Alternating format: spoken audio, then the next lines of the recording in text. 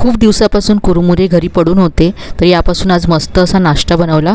यासाठी मी 2 वाट्या कुरमुरे घेतले, यामध्ये पाणी घातलं आणि कुरमुरे 5 मिनटं असेच भिजत ठेवले। 5 मिनटानंतर यातलं पाणी काढून घेतलं आणि चाळणीमध्ये निथळत ठेवले। कुरमुरे छान सॉफ्ट झालेत, बाउलमध्ये काढून घेतले। यामध्ये कांदा, हिरवी मिरची, भरपूर कोथिंबीर घातली, जिरं घातलं, धने जिरे पूड, हळद, चवीप्रमाणे मीठ, लाल तिखट घातले, आलं लसणाची पेस्ट घातली।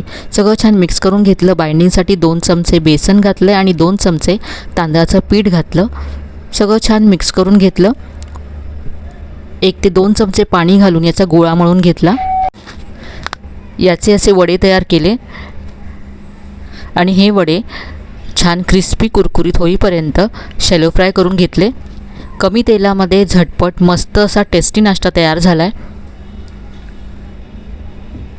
नक्की करून पहा। रेसिपी आवडली असेल तर लाईक, शेअर आणि सबस्क्राईब करायला विसरू नका।